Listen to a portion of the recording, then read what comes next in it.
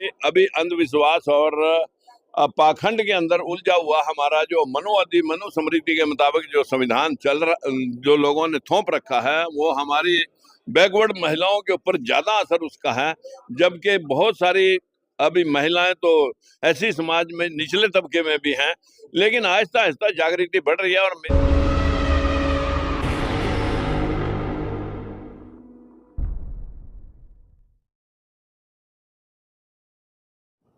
आज हमारे महापुरुष जो पूरे देश के असल में महात्मा कहलाने के हकदार हैं, उनको भारत रत्न अभी तक नहीं मिला। और हमारा पूरा SC ST OBC माइनॉरिटी समाज जो आज टकटकी लगा करके सरकारों की तरफ देखता है, जो पिछले 75 साल की आजादी में अभी तक माता सावित्रीबाई फुले, महात्मा ज्योतिबा फुले जो वास्तविक तौर भारत रत्न है, जिनके विचारधारा पर इस देश का संविधान, बराबरी का संविधान लिखा गया है, जिन्होंने ऊंच नीच छुआछात को दूर करके इस समाज को बराबरी का और इस समाज को शिक्षित करने का, इस समाज को उत्कृष्ट करने का जो बीड़ा उठाया था, उसी के अनुरूप इस देश का संविधान बाबा साहब भीमराव अंबेडकर ने रचा था। जिनको बाबा साहब भीमराव अंबेडकर के अगर कोई गुरु थे, महात्मा ज्योतिबा फुले के अगर कोई गुरु थे, तो वो रविदास जी थे, गौतम बुद्ध जी थे, और खुद महात्मा ज्योतिबा फुले ही इस समाज के, इस देश के गुरु हैं, जिन्होंने अपनी धर्मपत्नी को शिक्षित करके नारी जाति को पिता की जायदाद में हिस्सा, पति की जायदाद में हिस्सा, शिक्षा का अधिकार, नारी को सम्मान दिलाने का जो काम किया था, जो मनुस्मृति के मुताबिक या शास्त्रों के मुताबिक जो नारी जाति को नीच कहने का जो हिकमत की थी, उसको इन्होंने सिरे से नकार करके नारी सम्मान सर्वोपरि करके आज माता सावित्रीबाई फुले को हम नमन करने के लिए आए हैं। उनकी जयंती है, हम सब उनको नमन करते हैं और आप सभी का धन्यवाद। आज यहाँ पे महिलाओं का सम्मान किया गया और सावित्री फुले ने जैसे महिलाओं को पढ़ाने का काम किया, महिलाओं को सम्मान किया गया, और इस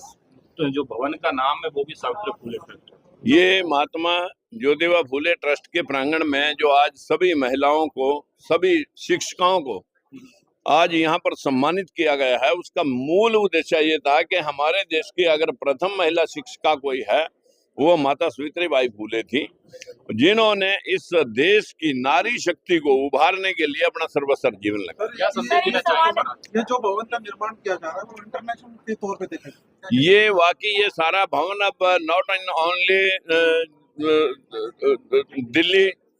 but all state, all over India participating in this building.